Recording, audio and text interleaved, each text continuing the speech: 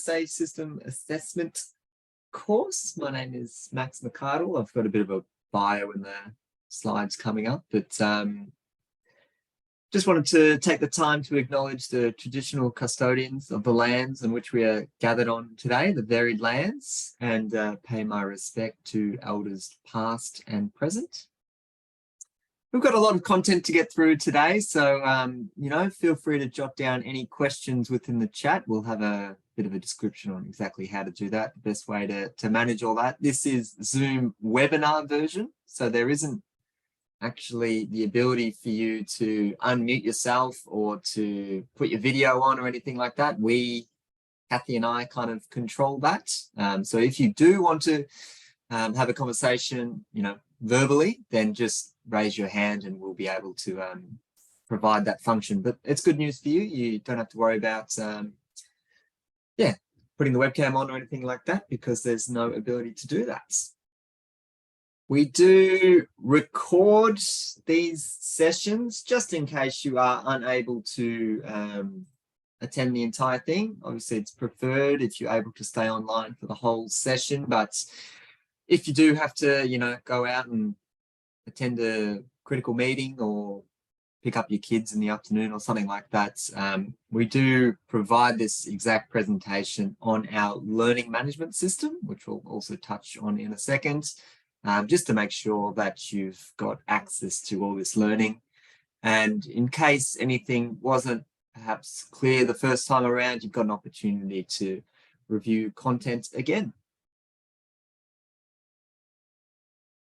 Just a little bit of webinar admin. So as mentioned, we are using Zoom webinar version. We recommend popping all your questions within the chat function. There is a little option within the chat to say if you want to ask the question to everyone or just to the hosts and panelists, and we recommend that you do it to everyone just so all participants are able to see your question. Otherwise, maybe people won't understand what the question is and we might just be answering it with no context. So please, if you're able to ask the question to everyone, that'd be fantastic. Every now and then we do get issues with firewalls and computer settings not allowing the chat function. So if you are having issues with the chat, give Q&A a go. That seems to be a little workaround. I have no idea why Q&A works and chat doesn't, but just something that we've found delivering this, that if you are having issues with chat, give Q&A a go. If at any time you do need any help with the Zoom webinar or logging in or not sure which module we're up to, please just get in touch with our training team. I don't have a slide here for you today, Kathy, so maybe you'd just like to speak to this one and introduce yourself. Oh, thanks, Max. So my name's Kathy Ducouris, and I'm the training manager here at Safe System Solutions. I look like that. So I look after all the different training programs that we put together and run, and have lots of familiar faces or names, I should say, in the participants list there. What else? So I've been in the technical road training space for a long time. I used to work for the Australian Road Research Board and then got into more road safety related training in the last few years with Safe System Solutions. So here in the background, and don't hesitate to ask questions along the way. So use the chat to ask questions. Don't wait until we pause to say, does anyone have any questions? Because then by the time you type the question in, we may have moved on. So just type it as you go and I'll send them through to Max and interrupt him as required. So I think that's about it. Thank you, Kathy. And I noticed that you've got a beautiful, bright, colourful background full of toys. What's going on there? I'm in the prize pit, Max. So yes, when you ask good questions or when you answer questions correctly even, I make some notes and people get prizes and then we send them, and that probably not from here. Like, I'm not going to pull them out from here.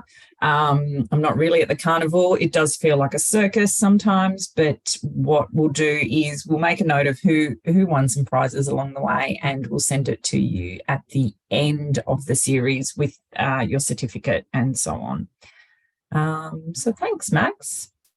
And are we covering off? Are you telling us who you are? Who are you? I've got a slide coming up. Yeah. I might just one last thing with the admin, which is Great. just if you do need to get in touch with us, as I mentioned, just click on the raise hand icon, and then Kathy and myself will be able to unmute you and pop on your video, and we can have a conversation just in case that's needed. But all right, I'll give my own bio now. My name is Max McArdle, and I'm a senior engineer at Safe System Solutions. I regularly conduct safe system assessments on all types of infrastructure projects, but I'm particularly passionate about cycling infrastructure. So I get involved in a lot of bicycle path design and reviewing and prioritizing different investments to ensure safer cycling connections. So that's kind of my aspect of work, but very much involved in the safe system assessments and got a very strong safe system understanding. Been involved in this space for many years now. And Ken Beer, our principal engineer, who will be running the other modules of this training. Similarly, very qualified safe system assessor and senior road safety auditor, and he's been running training for over 10 years now within this space. Used to work within Vic Roads, or the Department of Transport within Victoria, as did I, which is where we met. And it's been working various roles within Vic Roads, kind of at a manager level, and looking after the road network and trying to implement safer solutions within the given government structures and things like that. So lots of experience on both the consulting side and the actual road authority side as well. We do have a learning management system. This is basically where all of our content is kept. All of the links that you'll need and the quizzes that we will be having as well is all on here. So if you haven't got access to our learning management system yet, please get in touch with the training team, because it's essential in order to pass this course and get your certificate. And just to be able to access all the content that you need. So as I said, if you don't have access to it or you haven't logged on yet, make sure you give that a go by the end of the day and make sure it's all working for you. Now, we do like to make sure that our webinars are being, watched diligently and not just out in the background while you're doing your own work or answering emails or baking a cake or whatever. So we have this little fellow here, which we call Wally the Wombat. And Wally is going to pop up in a variety of slides throughout this presentation. And it's your job to count how many times you see Wally. So there will be a quiz question on the learning management system, which will just be, how many times did Wally pop up in today's module? So it's just a incentive to make sure that eyes are on the webinar presentation today. There is a little bit of a buffer just in case you missed, a couple. That's not the end of the world, but we just want to make sure that we've got attention for the next couple hours and for the other modules going forward. So just to reiterate, this one is not included in the count. So you are currently at 0. As Kathy mentioned, we love giving out prizes at Safe System Solutions. So if you ask any great questions or you're quick with responding to questions that we may pose, you'll be a good chance of winning some prizes.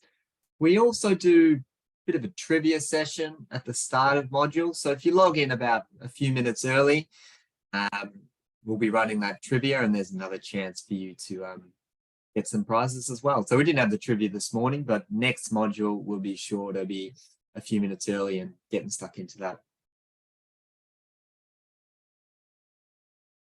All right, we do have competency requirements for this course in order to achieve your certificate.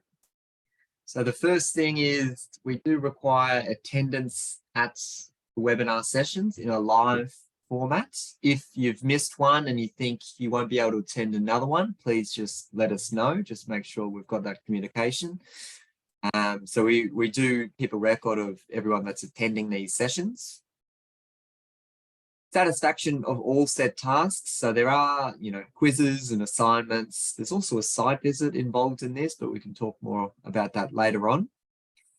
And we do have a pass mark of 80%, which is relatively high, but don't get too stressed about that because you've got up to 3 attempts to ensure you meet that minimum requirement.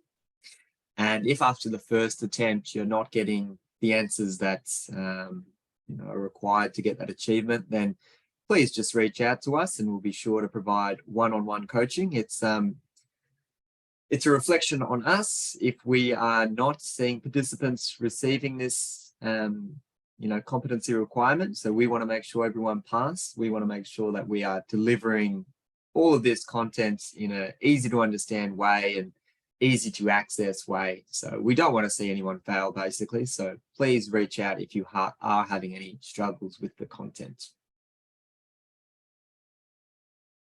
All right, and that is the end of all the administration things. Kathy, have I missed anything so far?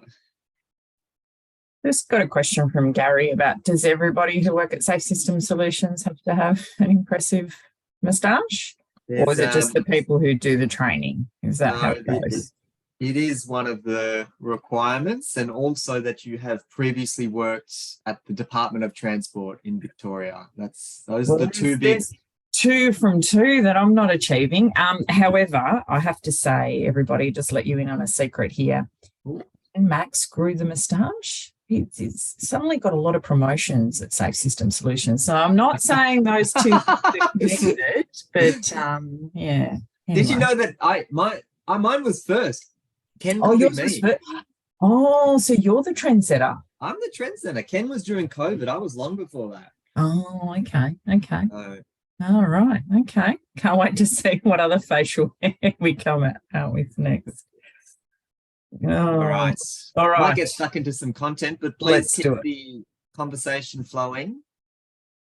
By the end of this module, what we're going to focus on today is safe system principles, and appreciate a lot of you may have already heard the content that we'll be going through, and maybe it's not as pertinent or relevant to what you would have expected within this, but it's really, really important that you've got this foundation, because as you go forward and apply the safe system principles, the safe system assessments or safe system audits as they're known in NZ, you need to have this solid foundation. So we're going to just spend a bit of time making sure that we've got all the safe system thinking fully embedded into our psyche. And then we can move on and think about how we actually apply and implement safe system auditing. So we're going to be looking at the principles, elements of the safe system. Fancy word, kinetic energy thresholds for key crash types. It's basically just how much force we are able to withstand as humans. We'll have a little bit of a conversation around the difference between how we've previously treated road safety, or how we've looked at that as a framework, and how the safe system approach differs. We'll have a bit of a chat around some of the other pillars that are a little bit more challenging to be able to influence, but things like behavioural change and acknowledging that road users do have a role to play to influence the level of trauma that's seen on our networks, as well as vehicle safety treatments. And a real conversation about how important speed is within the role of influencing the level of trauma. I'll give you a big hint, that is the first wally of the day. So your wally count should be 1, but no more hints after that. You'll have to spy them on yourself. Okay, New Zealand's road safety strategy covering the next decade, or the current decade, I suppose.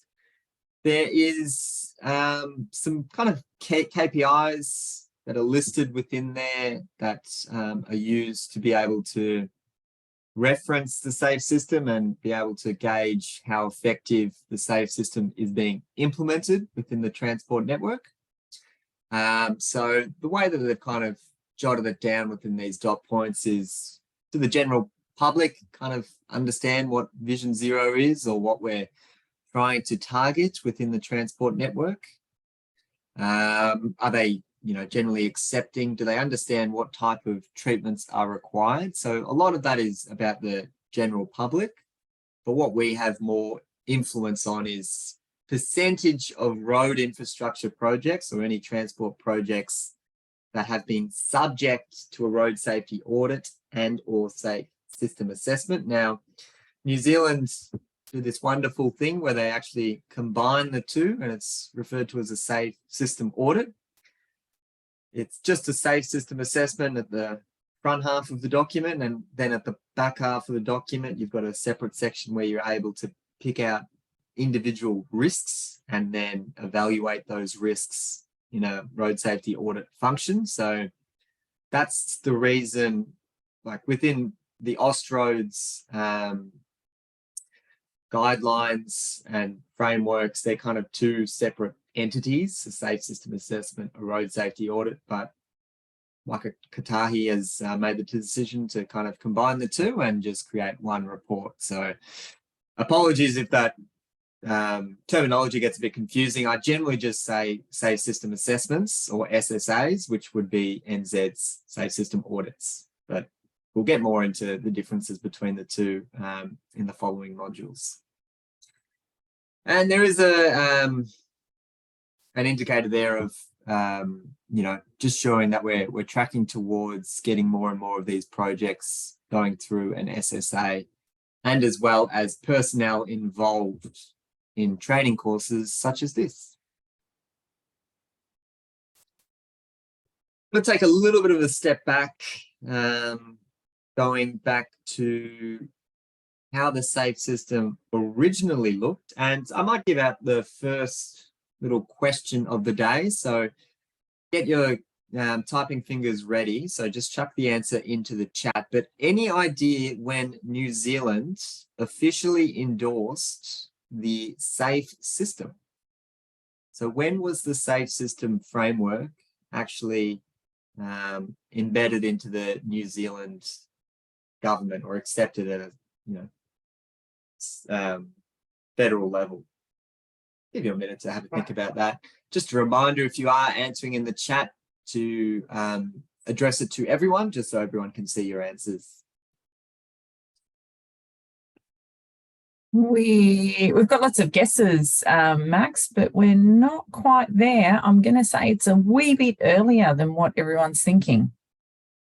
I'm just going into my little book of notes here. Oh, that's all right. I've got it. Okay, I'm going to. You've got it. You know the answer. That's good. Yes, or Jeanette. Jeanette just came through with 2004. 2004. So it's coming up to 20 years that the SAFE system has been injected into, federal government strategies, and it's been accepted as this is the road safety philosophy that we will be taking forward to manage our transport network. So it's been around for a while.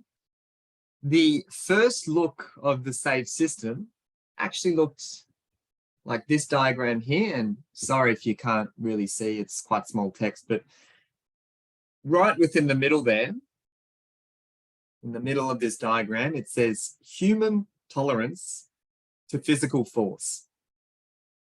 It's basically acknowledging that we as humans only have so much ability to withstand force before we don't, before we, are subject to serious trauma or death. So it's put that right in the core of this diagram, that, okay, we need to acknowledge that people can only travel so fast with, so much protection around them. And if they are involved in a collision, there are serious implications to their health. The other little bubbles around it are acknowledging that, okay, well, vehicles play a role within this space. The road environment, so both the carriageway itself, the way that that has been designed and constructed, and the roadside. So, whether there's any hazards within the roadside, that entire environment is incredibly pertinent to the level of trauma. And the safer speed. So what was the speed of, or what is the speed of someone traveling, and that will also play a role. So this was kind of the first level draft of how we envisaged a safe system, just relating to these three kind of key core beliefs. And then it went to a little bit of a workshop committee, and there was a bit of a note around, well, we've kind of missed one element of this safe system, which is the user. There needs to be a road user as well, someone that's actually interacting with that transport network. They can't just sit by themselves. It requires an individual to be involved in that space as well. And this is where things got a little bit dicey, because instead of keeping it as this one system that is just focused on speeds, vehicles, how the road environment plays, this little caveat in the top right-hand corner, and apologies if you can't read that, but it says alerts and compliant road users. And there's a couple schools of thought about this one, but generally, this was the get out of jail free card, because it's incredibly easy as road safety practitioners, or for anyone that is in, the safe system space or involved in managing a transport network. If there is a crash that has occurred, it's incredibly easy to get focused on this one item here, assuming that the road user needs to be fully compliant, doing what they should be doing, and that they're fully cognizant, they're fully aware of what they're doing as well. We know that humans are not that. We make mistakes every day. We need to reflect within our safe system, within this methodology of thinking, that people will make mistakes, but it shouldn't cost them their life.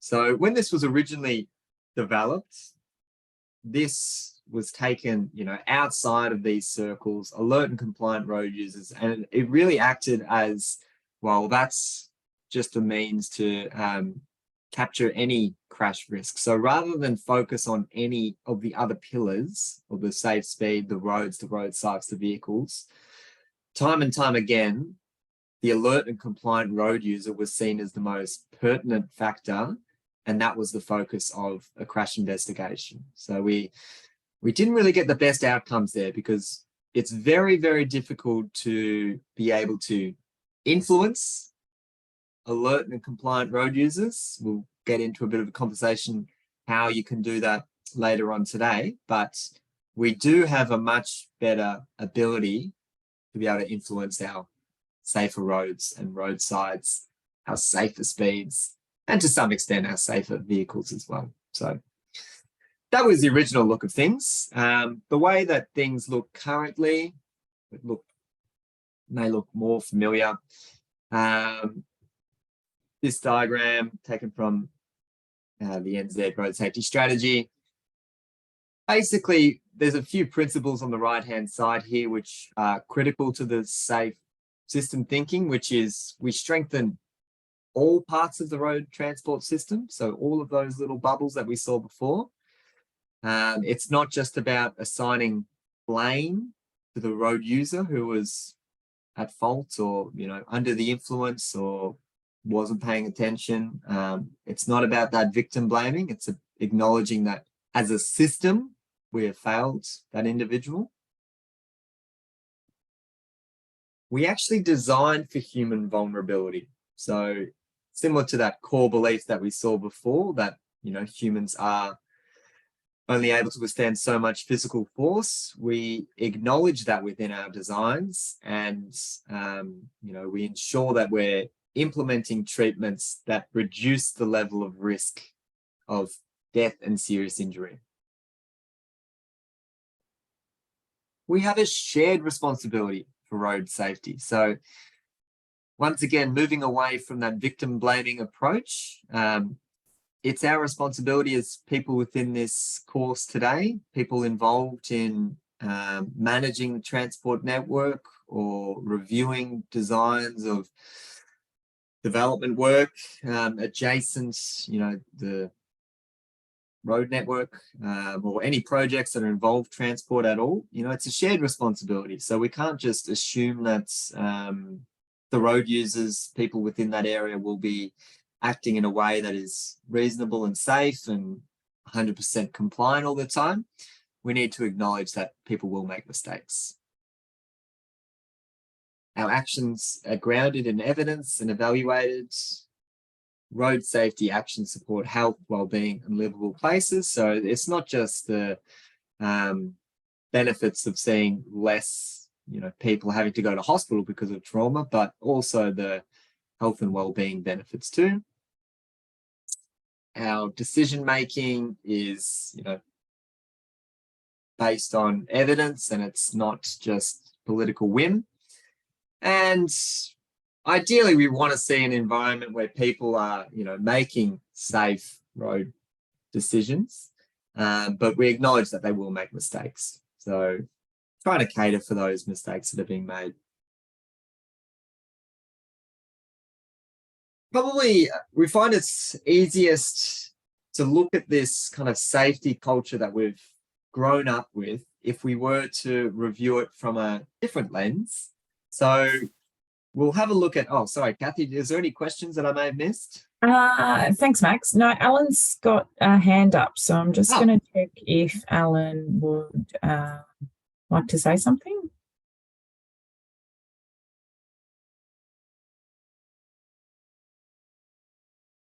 No, maybe not.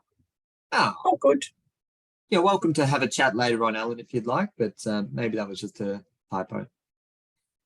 Yeah, so we'll have a look at a safety culture of a different industry, and we'll see how that has kind of evolved over time. And perhaps we can see a few, you know, similarities between our transport safety culture. So the specific industry we'll look at is, this is like a bottle making or can making, I guess. And this is obviously a couple hundred years ago when this was taken. But back in the day, the idea of, you know, having children work, you know, not wearing shoes, working in industry was just the common, that was norm, no issues there.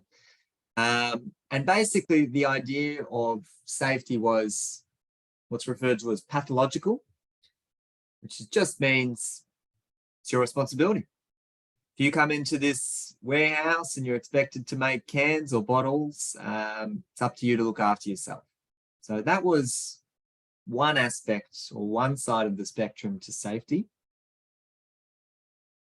As things evolved and, you know, warehouse owners or manufacturers started to notice that, well, there was actually a lot of the time where children were getting hurt on these machines, which then resulted in, I got to pay out families, or I got to make sure that the machine is down for, you know, a day and a half to do an investigation and to fix things and stuff like that. So we got into this reactive culture, or we solve the safety problems as they come along the way. So basically, there's an event that has occurred, going to invest some money in it to hopefully make sure it doesn't occur again, but waiting for that event to occur. So that is a reactive means of looking at safety. Then the economists got on board in these manufacturing environments, and they worked out, well, actually, rather than have, you know, all of this downtime for when I can't run my machines, why don't we actually see how much money it would cost to improve the safety at those locations? So that could be things like, well, probably ensuring that there's no children, but making sure that they're wearing gloves, making sure that there's some type of guard in place so they can't put their hand in the dangerous tool below, and ensuring they're wearing shoes and things like that. So how much will that cost me? That will cost me about $1,000 in this manufacturing location. But if we were to continue business as usual, I know I'm paying $2,000 per year to these people's families due to the trauma that they're receiving. So the economists get involved, and they're like, you know what, it makes more sense to invest in improving the level of safety and not have to deal with the hassle of dealing with the trauma. So it certainly came from that aspect of it's cheaper just to ensure there's safety protocols in place. This is many, many years later now, getting more into a proactive safety space. So we're far away from reactive. Now we're saying safety sets the condition for manufacturing in this instance. So what do I mean by that? I'm saying this particular manufacturing environment, say we can produce 1,000 items per day and it will be safe and no more. That's it. So safety now sets that benchmark as opposed to just build more and more and more and, deal with it as best as you can, the level of safety, but flipping that image and just giving safety the constraining factor. So that's much more of a proactive approach. Finally, ensuring that we are maintaining this high level of safety. Now, obviously, I've been talking about manufacturing here, but hopefully you've been able to see perhaps a few examples of where this could be reflected within the transport industry. So if we have a look at pathological, up to everyone to protect themselves as best that they can. That's basically how we currently run things to a degree with, once you've got your license, you've turned 18 or 19 or 20 or whatever it is, you've got your license, you sit a test, and then good luck. There's no real protocols in place. You've got to remain vigilant. You've got to acknowledge, it's a dangerous world out there. Transport network is incredibly dangerous. It's likely the most dangerous activity that you will be involved in a day-to-day basis. And we've kind of got that pathological sense still within our transport network. Also the idea of if there were to be a crash, going immediately to what was the road user level of compliance, were they driving under the influence? Were they speeding? Were they, not paying attention? Were they on their mobile phone? Or just, we've still got very much that component within our industry of just trying to, say, oh, well, that was their fault. That was their issue. If they weren't distracted, they would have been fine. So we still do have that within the industry, but we want to certainly get more up towards this aspect. Reactive, solving safety problems that come along the way. So that's very, very similar to our black spot programs. So identifying where serious crashes have occurred, death and serious injury on the network, and then investing money into those sites because that's where the crashes have been, is incredibly reactive. So that's obviously waiting for the trauma to occur before treating it. The calculating, this one is basically just a benefit cost ratio. So it's very easy to be able to calculate those. We've got a myriad of ways that we can produce BCRs, but demonstrating, how much money do we put against a particular individual's life, which sounds grotesque, but it is something that we do. How much are they worth to us versus how much benefit would we expect if they stayed alive and we were to implement a certain amount of treatments? Could be whatever it is, installing edge barrier, for instance. And then we weigh up, well, what is actually going to provide a good return on investment. So that certainly exists within our industry, the benefit cost ratios there. We do also have a degree of proactive examples as well. A perfect instance of that is what we're all studying now, which is safe system auditing. So injecting the safe system principles within the design stage of projects. So acknowledging that people will make mistakes, acknowledging the vulnerability of road users. If you've got that embedded at the start of a project, that can then really influence what the end result will be. So it's no longer just accepting that the same designs that have worked or that have been implemented over the past however many decades is going to be appropriate for the transport network of the future. And rather than wait for that trauma to occur, which we know it will, based on the plethora of existing examples we have, we'll be more proactive and we'll acknowledge that we can get to a better state. And the maintenance as well. So just ensuring that we're able to, reflect on our proactive examples, reflect on how we are going, and also evaluating our progress. So ensuring that we are achieving what we've set out to achieve within our Vision Zero statements and things like that. I might give another example while I'm here of where proactive can come into things, which is the school speed zone program. For those that have ever done a school speed zone, so across the board, that was kind of uniformly accepted that around schools, we're going to be implementing 40 kilometre per hour or lower speed limit during school hours to look after children. And generally the community were like, yeah, I guess that makes sense. School children are crossing, they're smaller, they're more vulnerable. Just the, political imagery of trying to argue that is very, very difficult. But if you were to actually do a BCR on the school crossing program, and the reason we say this is because we have actually done this, the BCR is actually incredibly low.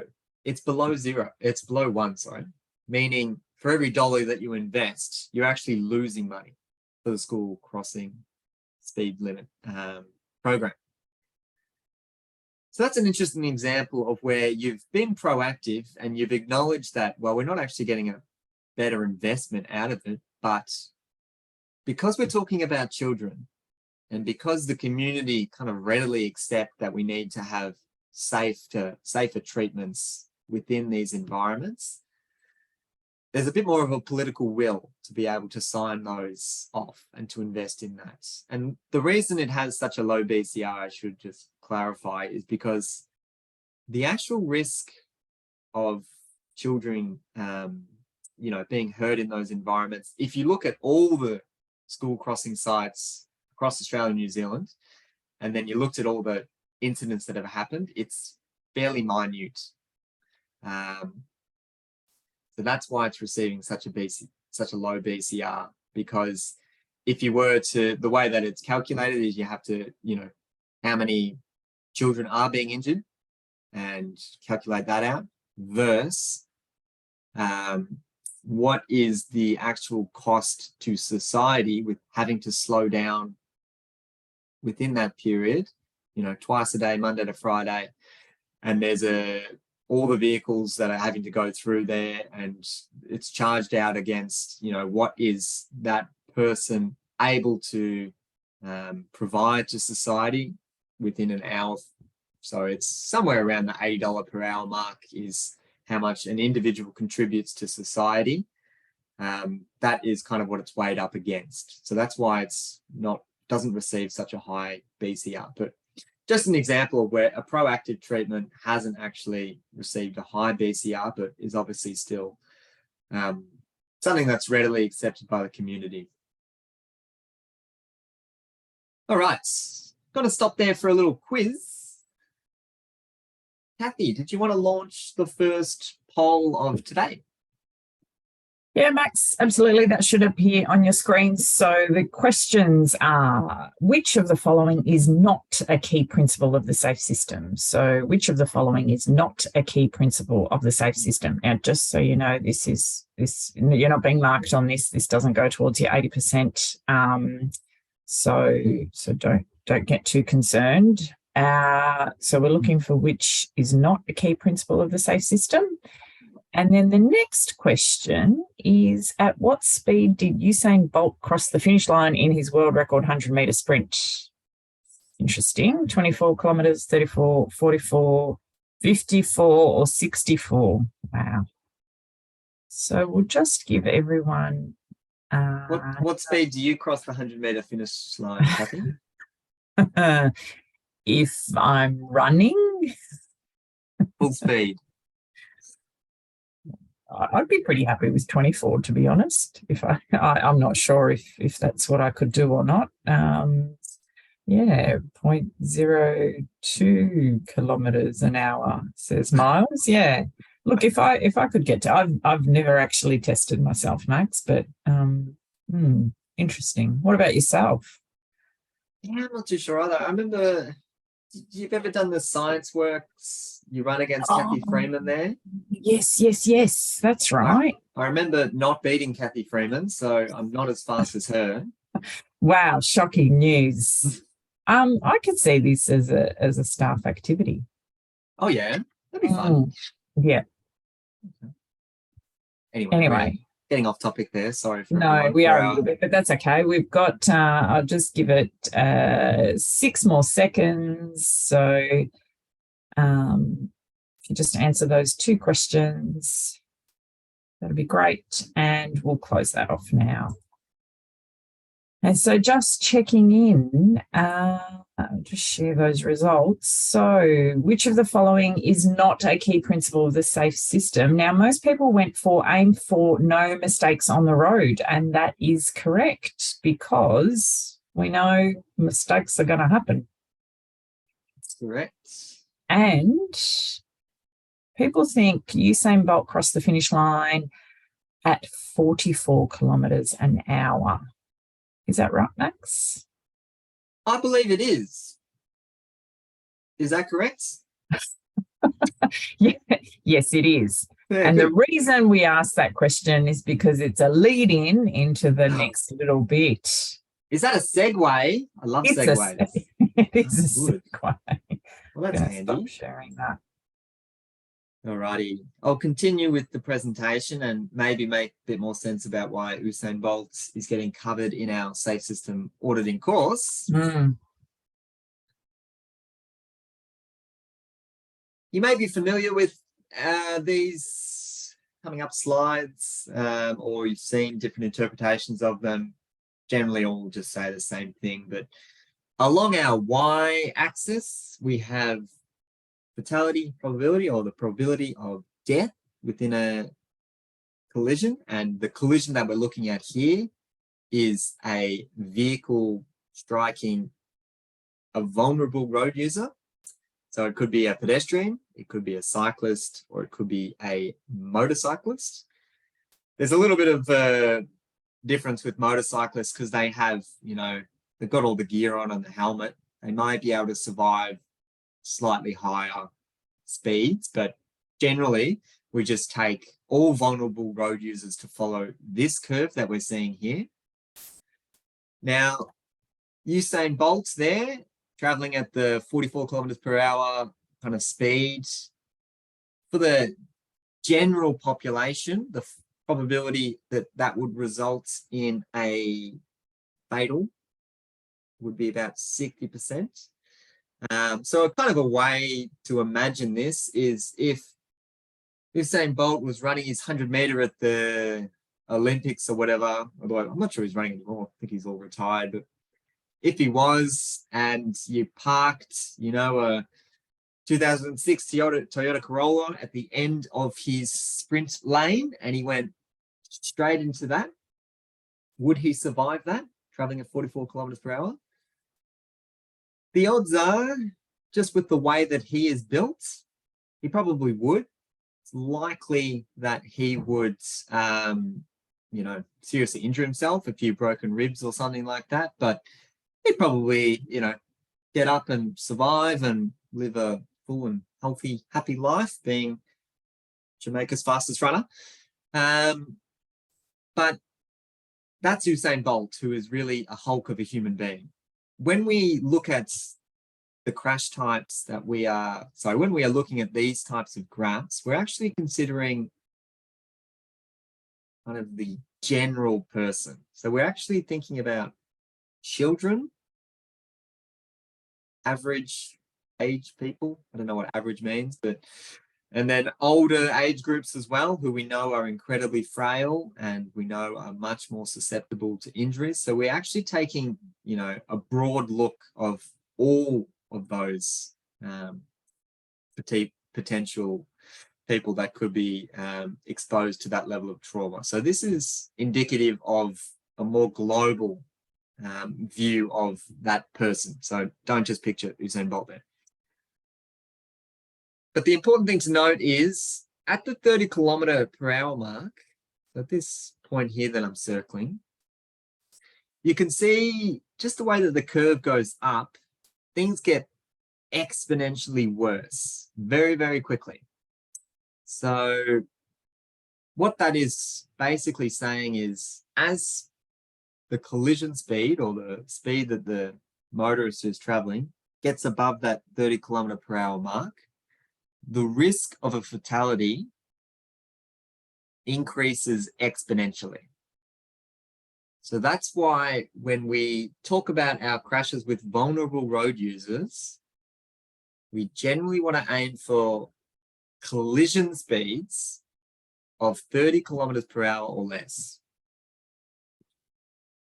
So that's how that thinking has kind of been developed. It's looked at these fatality probability curves for this particular crash type, and it's acknowledged that things get much, much worse after the 30k mark. So let's try and aim for that as managing speeds to 30km/h or below, where there is a risk of vulnerable road users being struck by a motorist.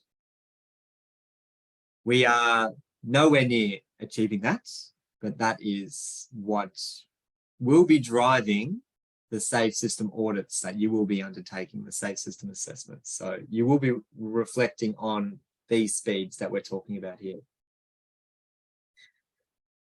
Here's just a little video of, I suppose, acknowledging what we are able to survive. So this gymnast here running full speed and collides into a fixed object.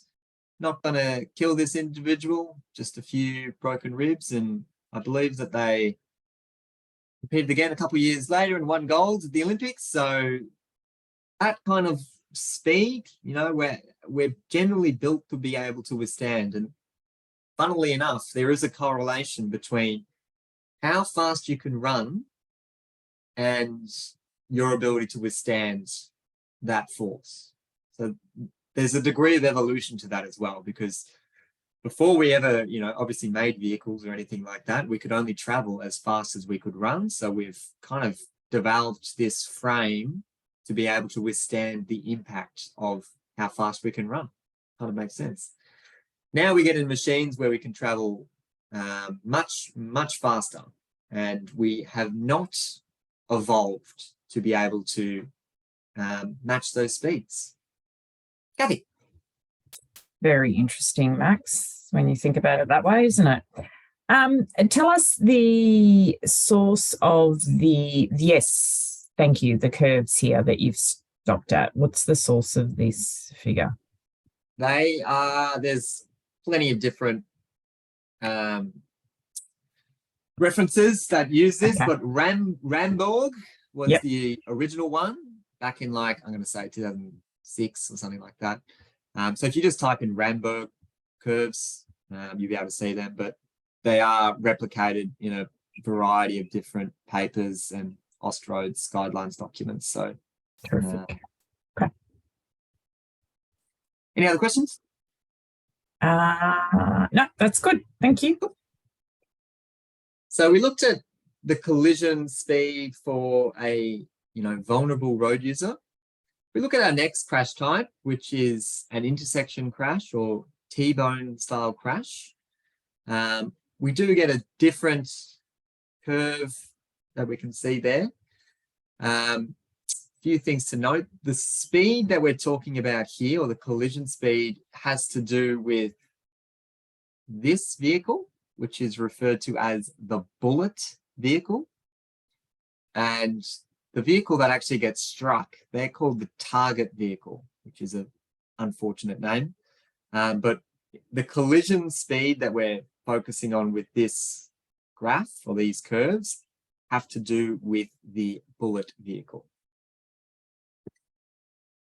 Now we'll do the similar exercise here, and my screen, it doesn't actually show. Oh, hang on, I just moved something around. Never mind. Okay, so this speed here at the 50 km/h mark is when things exponentially increase. So once again, when we're looking at when we're looking at intersection crashes or T-bone style crashes, we take the 50 km/h speed as being, that's what we should be aiming for. So if you've ever got an intersection with perpendicular, you want to try and be managing speeds to at 50 km/h or below, because we know above that, if a collision were to occur, it's increasingly likely that it will result in fatal injury.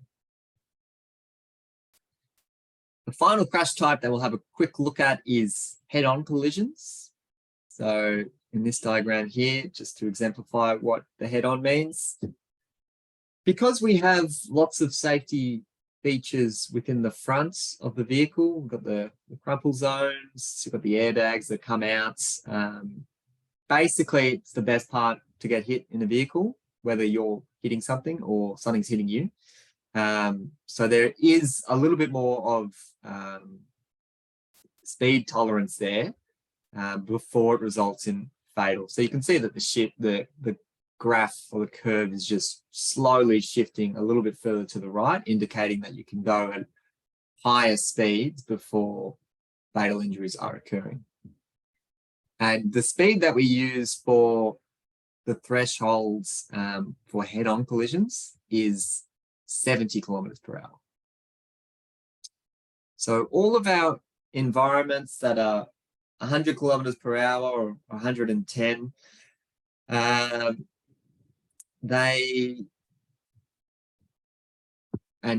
there is a chance for head-on collisions, we know that that is absolutely not reflecting on what humans are able to withstand. And just to demonstrate that, if we were at 100 km/h and colliding head-on with someone, it's about 95% chance of that resulting in a fatality.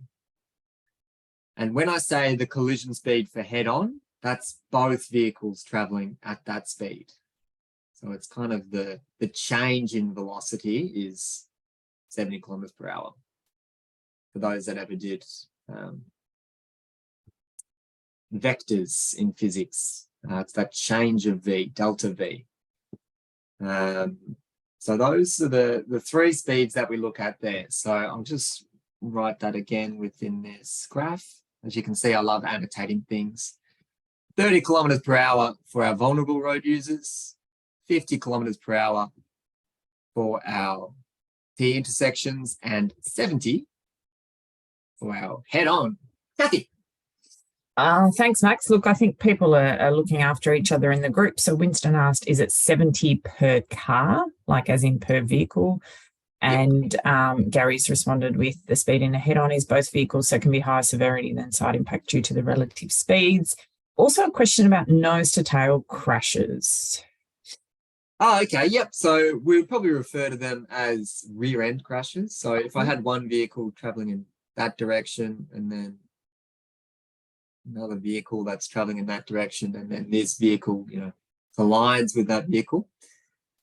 Because we're looking at, sorry to get too into physics, but because we're looking at that delta V or the change of speed, if this was, I don't know, say 90 kilometers per hour and that was 50, it's likely that both of them wouldn't experience a significant amount of change in speed. Like they kind of just go together, lock in, and then gradually slow down. What you really want to worry about is when there's the change of the change of speed in a very, very short amount of time, because that's when you've got the most amount of deceleration. So in these instances, you know, it's possible to be able to withstand much, much higher speeds. You know, it could be two vehicles traveling at 110 kilometers per hour that are engaged in a rear end crash. However, what you'd be cognizant of, or what you'd be aware of, is if they were to be engaged in that rear end crash, could they then be involved in a secondary crash? So could they then run off the road, for instance, and collide with a tree or a utility pole? And then you've actually got a fixed hazard, which would result in, you know, a much more significant impact, because you've, instead of slowly decreasing your speed over a long period of time, if it's a fixed hazard like a tree, that would be instantaneous, which would be a much bigger force exerted on the person.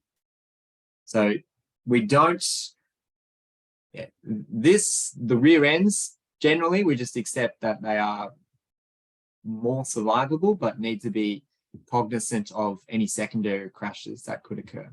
Yeah. Kathy. Thanks, Max. And there is some chat about, yes, the delta V and what it all means. And rather than get you to explain it any further, which I'm not saying that you wouldn't do a fabulous job, but there is a little Mythbusters segment on it. And so that's a little bit more exciting, and you actually get to see cars crash as well. So I'm going to pop that into the learning management system. So you've got a link to that video in there, and then you can watch that. Fabulous. Thank you, Kathy. Yeah, so that's just, probably go into the physics of it in a bit more detail than I can. But yeah, good example of why it's important, or when you're looking at the two different speeds, if they're traveling in the same direction or they're traveling against each other, and how that plays an impact on the level of energy within the crash.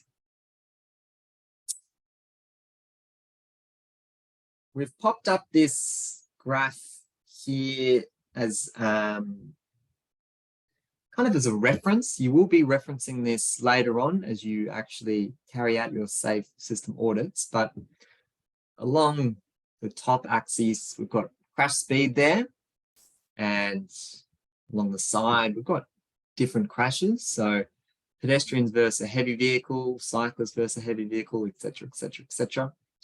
And then there's this kind of band scale where 0, well, shouldn't really be 0, should be more like 1, I guess.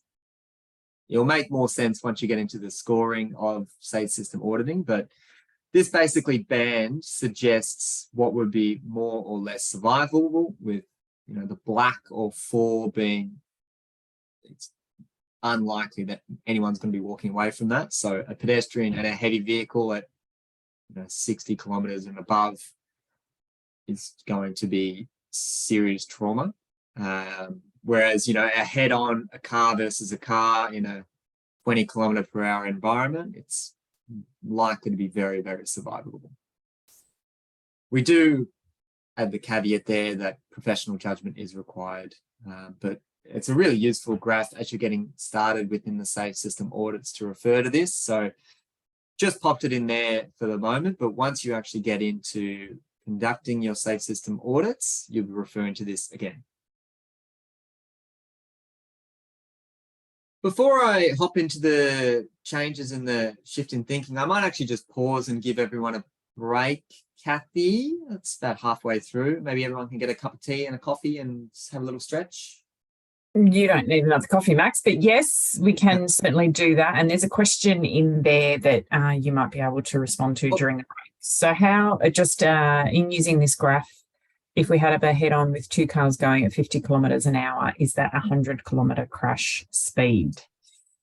So this is, once again, would be considered the collision speed of each vehicle. Mhm. So it'd be 50 and 50 there. So a head-on 50, you're in this kind of category of, it could be pretty serious, but it's not necessarily all the way up into the 4 fatal category. Right. So we're just looking at what the speed the particular user is doing at the time. Great. All right. Lovely.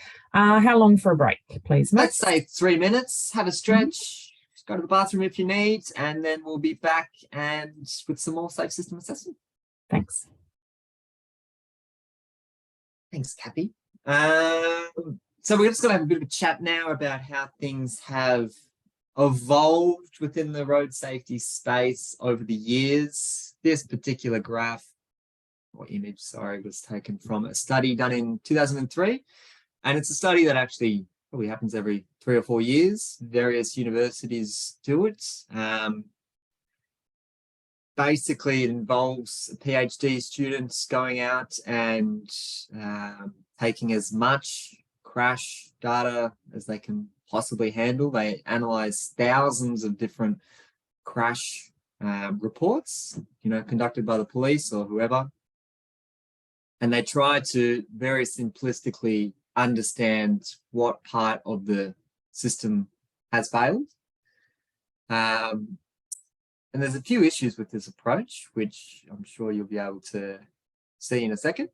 But so just to reiterate, what we're seeing here is someone's done a study and they've said, all right, I've looked at 5,000 different crashes that have occurred in Australia and New Zealand, and I've come to decipher that driver behavior, the way that they were acting, the way that they were engaging within the transport network is seen as the biggest component of this trauma that's occurring. The road or road environments is the next biggest, with vehicle also playing a role within that. Now, this is not safe system thinking, because this immediately is ringing alarm bells with going into that victim blaming, or just assuming that drivers are always going to be, alert and compliant and not driving, tired or fatigued or anything like that. So that is the traditional response of viewing the assessment of this type of study. The way that the safe system instead looks at how this could be reviewed or evaluated is all of these crashes were a system failure. So all of them have resulted in those components of the system, which is the road user, the speed environment, the road environment, and the vehicle. All aspects of that system has failed that user, which has resulted in a death. There are smaller circles outside this, which is driver inexperience. So, unlicensed or, teenagers going for a joyride kind of thing that can be very, very difficult to treat within the system.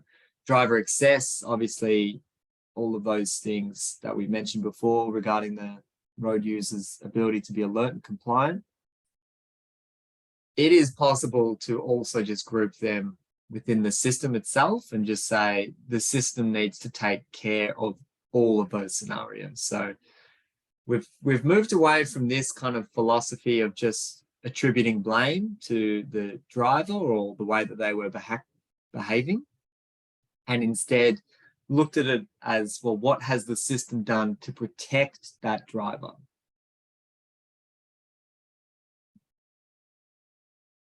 Another study that's also conducted, so within that same university space for PhDs and things like that, is acknowledging or when crashes occurring where it would be seen as just like, I suppose, an unintentional accident. So all these definitions, a little bit technical, but everything above this line is kind of just day-to-day accidents, things that happen. You didn't really mean it. You're like, whoops, shouldn't have done that, shouldn't have veered out of the lane, or shouldn't have looked away from the windscreen for that second, or things like that. So everything above that line are those scenarios, whereas everything below that line is deliberate violations. So, choosing to engage in excessive speed, for instance, that is obviously making that decision to break the law, etc. And generally what the data is telling us is that about 70% of crashes are people just going about their business and they accidentally make a mistake. So that's 70%, which obviously leaves 30% to this group here. The way that media tends to represent this is probably the other way around, that we've got a road transport network that is full of people that just deliberately want to break the rules and engage in high risk activities, and they're the ones causing all the trauma. But it's actually not the case. The majority of people involved in death and serious injury on a network are people traveling to A to B, and they make a simple mistake, and unfortunately that, you know, costs them their life or the way that they're able to live their life. So just a useful one to reflect on, to help steer us away from that victim blaming environment that we can sometimes get stuck into. On an exercise for everyone here, a mix and match exercise, not Max and Mitch, mix and match. I was pretty happy with that, Kathy. I think we've got a poll for this one here, which will show up, but it's basically on the left-hand side, we've got a traditional approach. So the way that we've used to look at road safety versus the safe system approach. And you'll get a chance to shift in between, whether you think victim blaming corresponds to how does that in the past lead to how we would currently view victim blaming. I'm not sure if, Kathy, do we have a poll for this one? Yes, we do, Max. Sorry, I just didn't want to interrupt you. So that should have popped up on your screen, and you'll be able to see the the questions on there. So the traditional is victim blaming. So the first one, the safe system is, and you select a single choice out of that. Now, I think, Max, sometimes, you know, you could put different ones to different, they might kind of match in other ones. So don't get too concerned about it. It's just about thinking through where we've gone from the traditional to what the safe system is telling us. So we'll give everyone, what do you say, a minute or so there? Yeah. You're not marked on this, so don't get too stressed if you don't, if you run out of time or anything like that, but just give it a go. Have a think about how things have changed, the way that we've evolved our safe system thinking.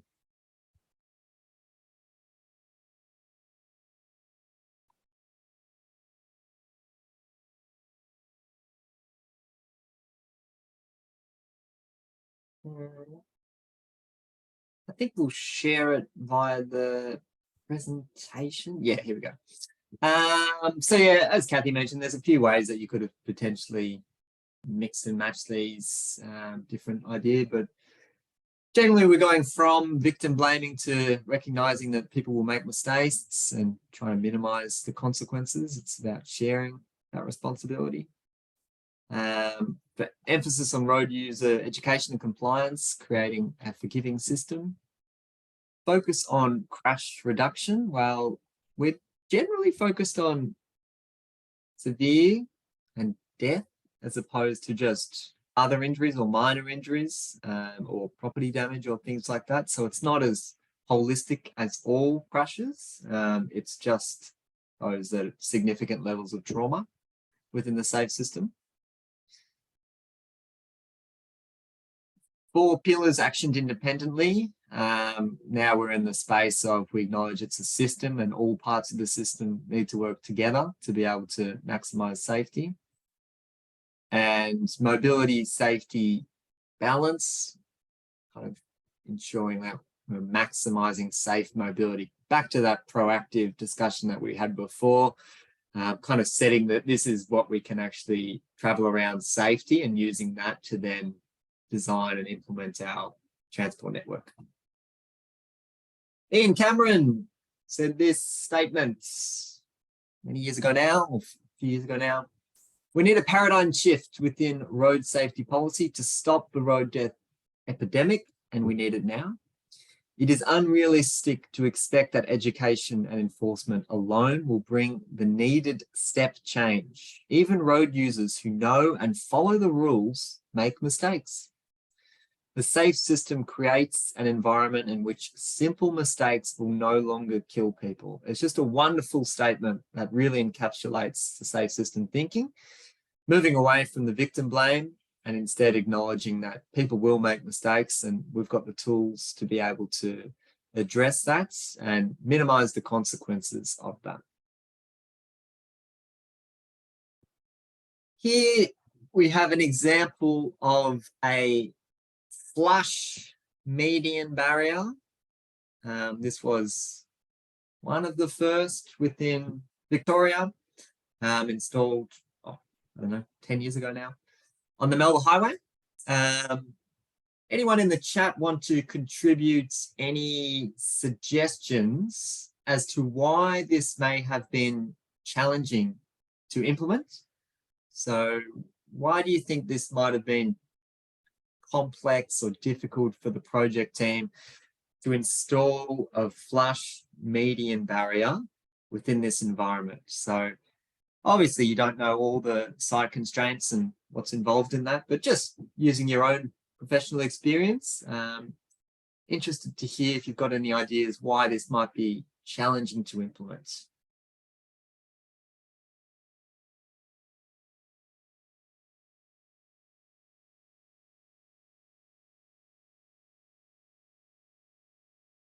Right, I can see the answers certainly coming through, and looks like people have probably involved in similar projects and are familiar with some of the constraints or the challenges. Certainly, yeah, maintaining property accesses and right turning. It is a relatively narrow road environment with the cut batter there, making it difficult to be able to widen things.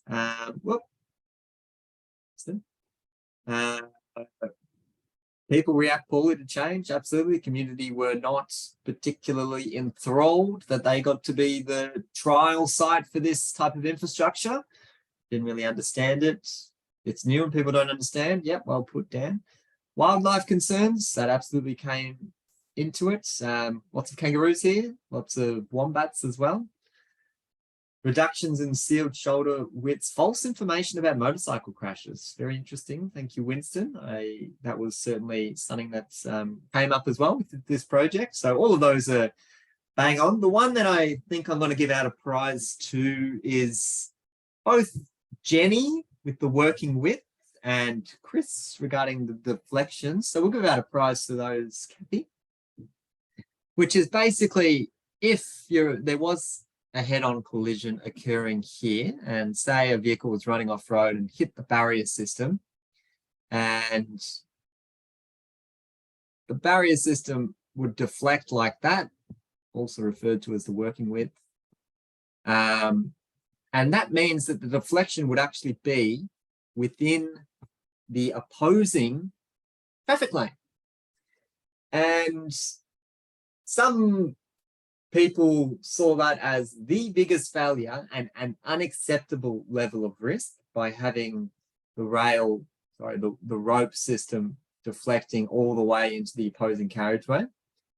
In a perfect scenario, of course, you'd have abundant width to play with and that wouldn't happen. But what you really have to think about is if this wasn't installed and instead separating the two opposing traffic streams was just a single white dotted line or a solid line or just paint, basically. If paint was used instead just to separate the two opposing streams, that is not going to do anything to help reduce the risk of head-on trauma, because this is a 100km/h road. And if a head-on were to occur here, it is very likely that that would be a fatal incident. Whereas with this deflection, with this treatment here, it's very likely by colliding into it, you've being able to shed off some speed there, because that's going to take speed off. It's also pretty unlikely that a vehicle in the other lane, happens to be at that single point in time where that collision is occurring and isn't able to veer out of the way, but it would occur. But this proposed solution offers a much better safe system alignment than just assuming that's, we can't do it because it's not going to meet standards and we're just going to have to put solid line marking down. So an interesting idea of where the safe system thinking kind of helped get this project over the line, because it was acknowledged that this was a better safe system alignment, as opposed to just doing exactly what, is required from a standards perspective. The standard would tell you if you can't make the working width, then you don't install it. So just an example there of the safe system in practice. Just another image there. And just on the motorcycle point as well, these little protector little sleeves, they got installed on this due to that reason. Not a cheap treatment to install those little crash cushion things. If you've got to put them on every single post, and also if you're coming off your motorbike and colliding with that versus colliding with the post, I agree it's probably a little bit nicer to hit that, but it's still going to be pretty bad outcome for you. Now, of course, what did happen once this was installed was, the barrier system was hit. And, that's what it was meant to be for. That's exactly what it was designed for, to be struck so that people aren't crossing the carriageway and colliding with someone else. And Kathy, correct me if I'm wrong, but on the LMS, we actually have a video of the person that collided with this. Yeah, we do, Max. Yeah, so the TAC, the Transport Accident Commission here in Victoria, actually got out there and filmed the particular man involved. So it is a great video to watch. Really brings it home. Excellent. So one to watch over lunch, but yeah, so this is a real example of a person that would have likely been involved in a fatal collision if this system was not in place. They acknowledged that they themselves were tired, they were fatigued, they'd spent the weekend, up kind of doing water skiing and things like that in the area, and they were driving home back to Melbourne that evening and happened to, feel get a bit droopy-eyed and was straying out of their lane. And instead of colliding with someone else, they collided with this system, and both of those vehicles walked away completely unscathed. Would have been a very different scenario if this wasn't here. So wonderful comms regarding this treatment. Luckily, the project engineer at the time was savvy enough to, once they heard about this collision, to get in touch with both of the drivers and get their details down and ask them if they'd be willing to, get involved in an ad, which they were. So yeah, it's really useful to have that as real action and seeing how this genuinely impacts people's lives. So this is just going back to the road safety strategy there. I don't need to harp on about those principles, but just tying it back into what we're talking about with safe system assessments and aiming for improved alignment within the safe system world. And one of the elements that we are looking at, we've spoken a lot about today, is safer road users. So that's people interacting with the transport network. And there's a few things that we do know that work, and there's things that we know do not work. And this is just a little bit of a discussion around, what we can help to produce material-wise and what we can help advocate for, as opposed to what we know is not going to see, anyone change their behavior. Really, really difficult, topic. Trying to change road user behavior, trying to herd cats at times. People have their own point of view of exactly what the transport network is and what the level of risk is. And that's just the way that they've grown up, and that's the way that they see it, and that's it, full stop. So it can be very, very challenging to be able to influence people's opinion on the matter, but just give you some tools to have a think about. So education is really kind of widely accepted as the best means of understanding road safety, and getting the young ones involved is certainly very pertinent. So, even at kindergarten school or primary school, talking about the risks of crossing the road, for instance, or how speeds help, or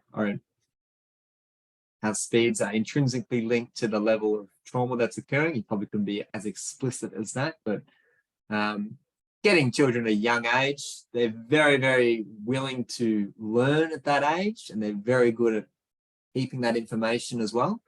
It's not uncommon to hear, children telling off parents once they've learned something at school, like, wearing seatbelts or ensuring that they're, driving to the speed limit or something like that, because they've learned that from school. And then if they see their parents not doing that, can, tell them off, which is awesome. So we know, based on, there's lots of different policies and things like that in place to ensure that we're educating our youth to the best of our current knowledge, and transport is just one of the things that we need to be spruiking in that space. Graduated licensing schemes, or just ensuring that there's support there for those just getting started on their journey to driving a vehicle. So L to P program is what it's referred to here within Victoria, but assigning a mentor to help that person if they don't have anyone within their family or any connections, or they just don't have the time to interact with that. Being able to provide a formalized system so there is someone there that they can, hop into a car and start to learn how to interact with the road environment in the safest means possible. Really positive thing as well. Just going back into that parenting, that relationship as well, it works the other way, where children are incredibly receptive and influenced by what their parents do. So this ad in particular demonstrates that, if your children see you using the phone while driving, they would tend to see that as being, that's okay, because they trust your judgment. So acknowledging that we all have a role to play, particularly parents, in, improving their education. Should also mention that a variety of stages along our presentations, we have these little boxes, which are, if you are particularly interested in this topic and want to know more, within the LMS, we have this in a PDF format. And if you just click on that little icon down there, it'll take you to another page where you can get more information. So sorry for not mentioning that earlier, but you'll see them dotted around for different topics. And if you are interested, there's a chance to extend your learning. Really good ad though, I like that one. So what do we know that works? Well, we know getting in early works. We know partnering with other organizations, or, ensuring that it's very, very descriptive what you want the person to do. So just an example for education, making sure that there's a single message, because if there's too many messages going on or it's not specific, it can be difficult to retain. So just as an example, like if I said to a bunch of students, drive safety because that's important, too generic, it doesn't really make sense. But if I say, ensure you've got your seatbelt on before you go on any car trip, it's very specific, and they're much more likely to retain that. So ensuring that there's a clear messaging around what is the action you want to achieve. As I mentioned, the graduated licensing schemes and action programs that change the way road users use the road network. So just ensuring that people have all the tools available to them to be able to interact with the transport network in the safest way possible. And if they are perhaps new to the country or new to the jurisdiction, new to the road rules, they've got the avenues available to them to be able to fully engage with the network in the safest way possible. What doesn't work? Let's get all of these up. Yeah, here we go. Fear tactics. So it's something that was used quite a lot in decades previously. In the 90s, for instance, there was lots of, you know, you drive under the influence, you're going to kill yourself, you're going to kill your friends, all that kind of stuff. Generally, people respond to that as being like, yeah, that wouldn't happen to me though. So they just don't really engage with it. They just see that as that will happen to someone else, but not me. So fear tactics generally doesn't work. Skill-based driver training. There's actually lots of evidence to suggest this is not a safety improvement. So every now and then you may see, you know, companies that send out their staff to advanced driving schools or stuff like that because they have to do lots of driving for their line of work, and they think that's going to improve their employees' ability to, you know, avoid a collision. But lots of research to say that it will do the opposite, because when they go to these training courses where you get in the car and you get to try out what skidding feels like, and you get to, you know, put the pedal to the floor and go as fast as you can and then engage in emergency braking. Once you do all these things and you get an appreciation for that, you do get, you know, a little bit of skills improvement because you acknowledge what your car is capable of. But what you also get is an increased level of risk that you are willing to accept. In other words, it's very, very common that as soon as you exit these training courses that you kind of feel like, yeah, I'll be able to just nick in there because I know how fast my car will go, and you're more likely to engage in risky behaviors. So it actually has the opposite effect. So not one that we encourage, and not one that, you know, is, oh, sorry, it is one that is well researched as not being an effective means to reduce trauma. One-off events, you know, don't really work. It's that constant reminder. Driver simulation, we should probably asterisk that, in that currently driver simulation is not being seen to help mitigate the risks of transport trauma. But going forward, as I'm sure we're going to see, we're likely to just be able to get into a vehicle that is exactly like a vehicle, and it's exactly like engaging in the transport network without actually being on the network. I'd say once we're in that space, there's a real good opportunity that those simulations will be a really important tool for getting, you know, first drivers before they get onto the wheel, or people from other jurisdictions, etc. Membership or participation in car racing clubs or go-karting and information-only approaches. So those things we know do not work. Here's a slide just to show the relevance of crashes that are occurring versus when or how experienced you are as a driver. So in a learner, this is in Victoria, but it's applicable across the jurisdictions. This is just one graph that's well illustrated, which is why we've used it.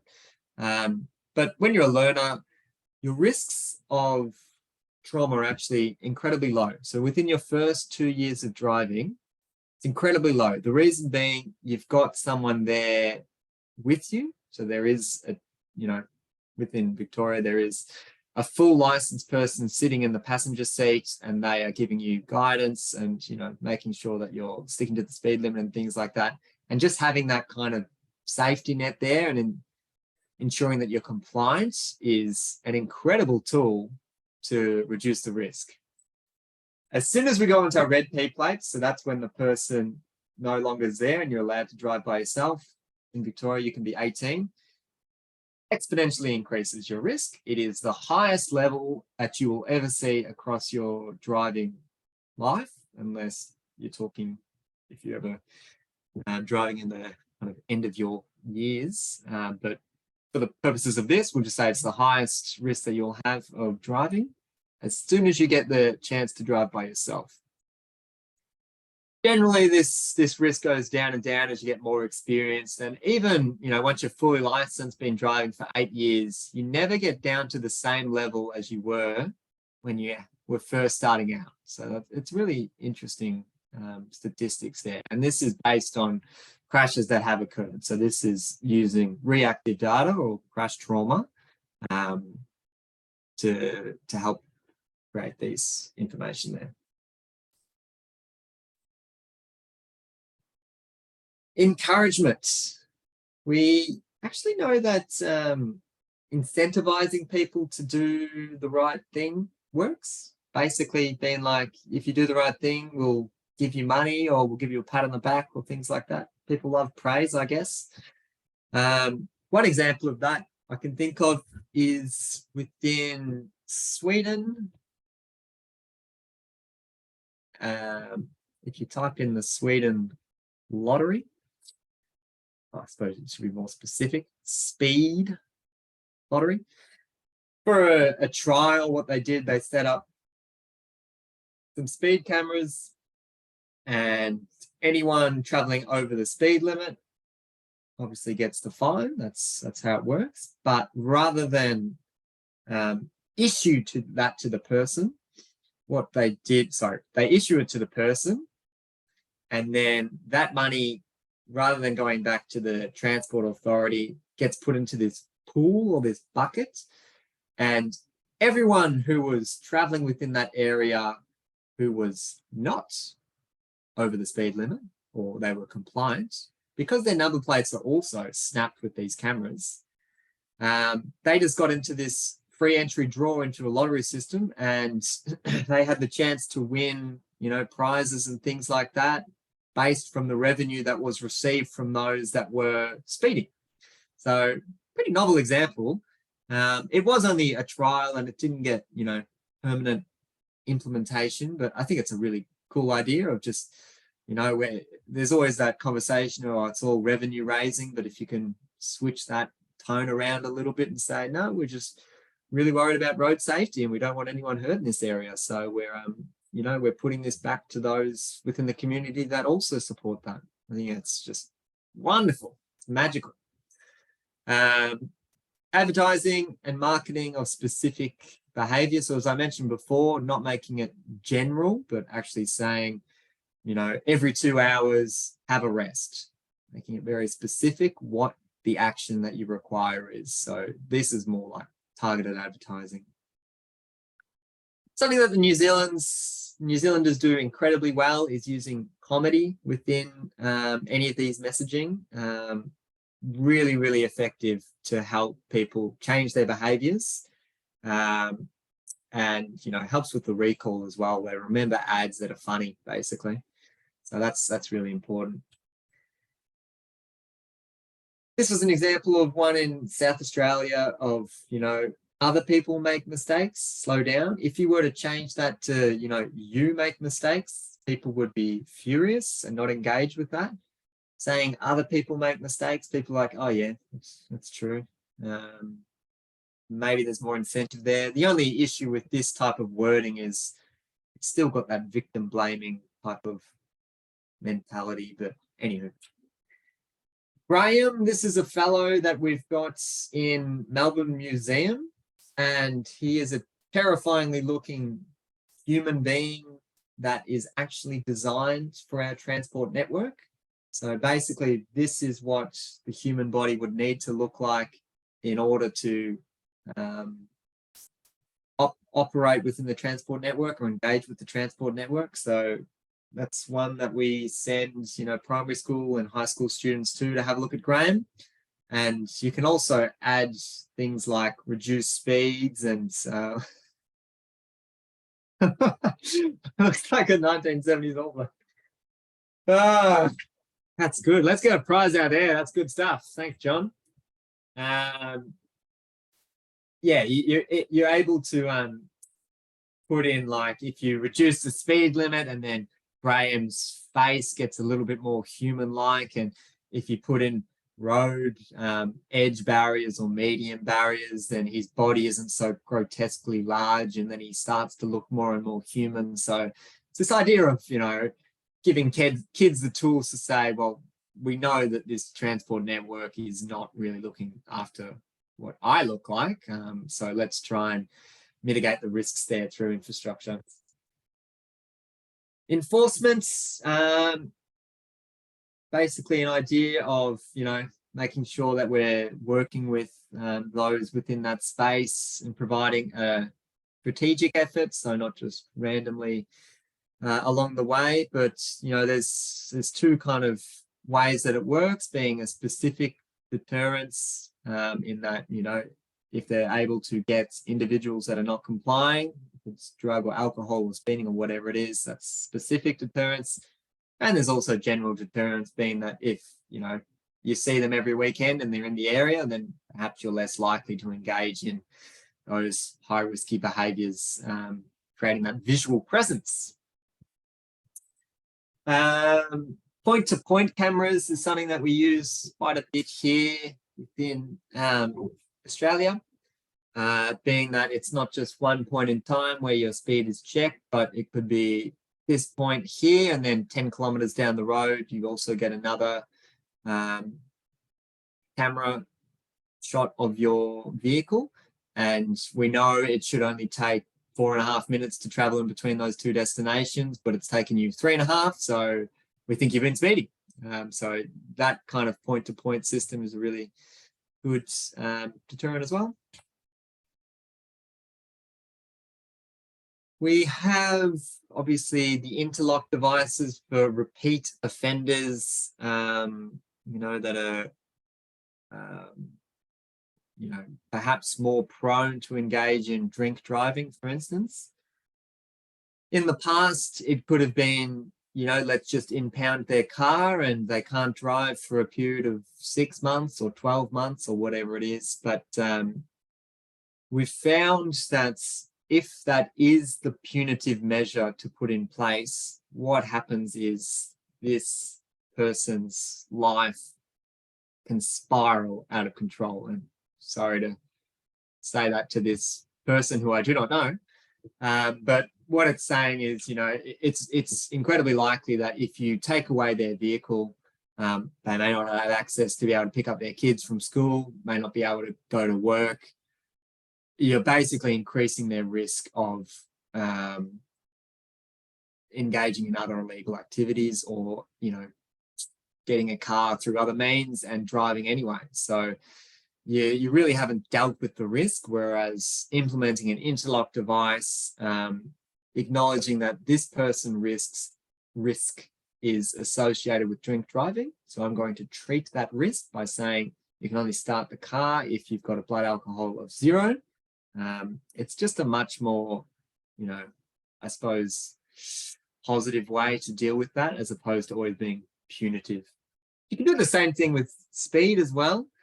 You can set, vehicles are able to tell what speed zone they're in. They can read signs and things like that. Here's actually an example of Ken about 15 years ago in the work car. And he's getting a little notification there that he's in 100 km/h speed zone. It would also bip at him if it's going too fast, and you'd also be able to download a log of all the instances where the user have exceeded that speed limit. This technology has been there for over a decade, and there's a real opportunity to say, for those who are repeat offenders of speeding, for instance, to implement a similar interlock device to say, well, you can't travel faster than 80 km/h in an 80 km/h zone. So we've got to really maximize the use of these technology, because it's just a wonderful way to be able to target specific risks that we want to eliminate from our network. Not sure why that's that.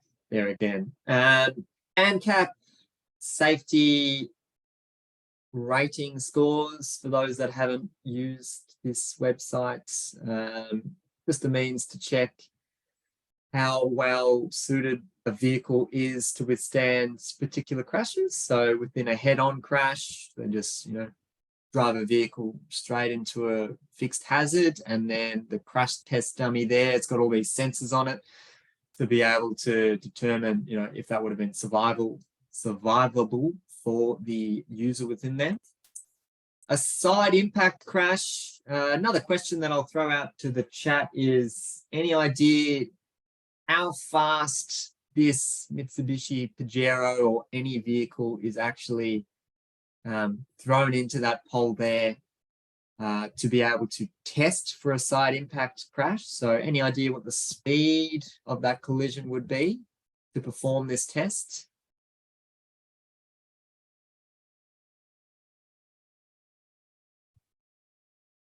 Looks like we've got a lot of 50s, 70, a couple of 30s.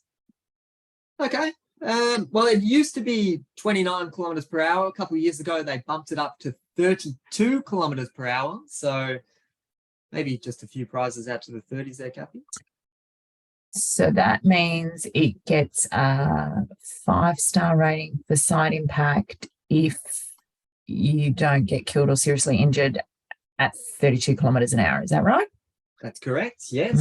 So it is surprisingly low, as we know that we have vast majorities of our network where we would expect to see speeds much higher than 32 kilometers per hour, but that's the benchmark that we've set. Thanks, Max.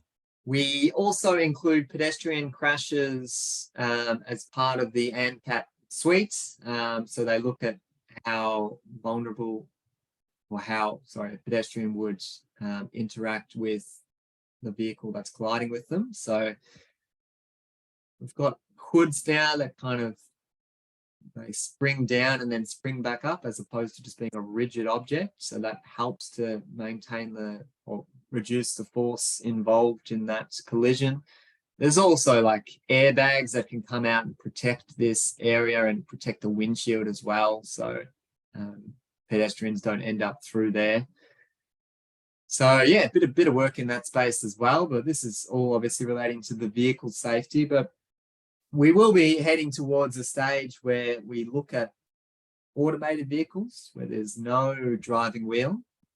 And that is also going to play a role within our transport network. There's already automated vehicles operating across New Zealand and Australia as well, little like shuttle buses that can read the traffic environment, but they are, you know, generally located within a very specific area, and they've got one route that they're allowed to go on, and that's it. But no doubt there'll be a day where we just put in our destination and then we can watch a movie as the car drives us along. When is that? I keep asking people within this space and they keep telling me it's coming. So until then, I guess we'll continue delivering this type of training. Just a quick little video of some of the pedestrian tests that are done and how they relate to stopping speeds. So all of these are able to stop just in time. This one lost its leg, but that's okay. Just to illustrate this kind of graph here, what we've got, which is the relationship between the speed that a vehicle is traveling and how long it takes them to brake.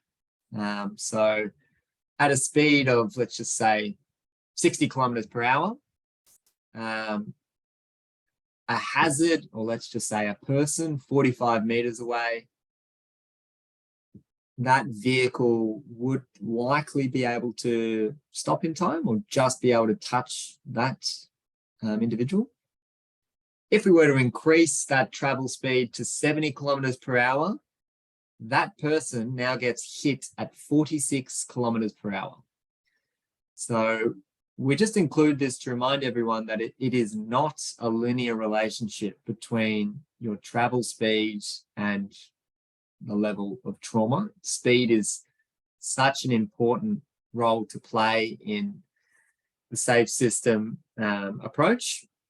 It's often referred to as the silver bullet. It has the ability to influence a whole lot of things within the space. I realize I'm running out of time, Kathy. I've got a lot to get through. I'm going to have to hand over to Ken next module, but I'll move on to the next slide. This is just to reiterate what I was just saying there. For those that are interested in, I suppose, the actual relationship. So I said it wasn't a linear relationship between speed and the level of trauma occurring.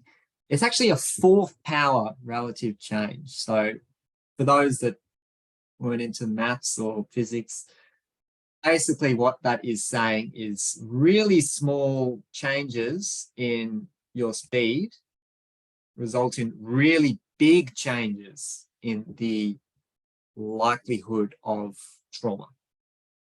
Okay, so just small little changes can make big differences basically when it comes to speed. And I'll do one more slide and then I'll hand over to you, Kathy, just to go through the LMS stuff to make sure everyone's on top of where all that is situated. Just to touch on community sentiments regarding speed limits, because we acknowledge it is a challenging topic to have, but for the question of lowering the current speed would reduce the crashes on road. About the majority there, 25 and 27% are saying that they strongly believe that that is not true. So they don't actually see the relationship there, which is quite concerning. We flip that question around and we focus it on the severity of injuries occurring, then you get more people across there, or lots of people will say, yeah, I think that's actually spot on. That makes a lot of sense, that it's got to do with the severity of injury, but not the likelihood. But it is both. It is the likelihood and the severity.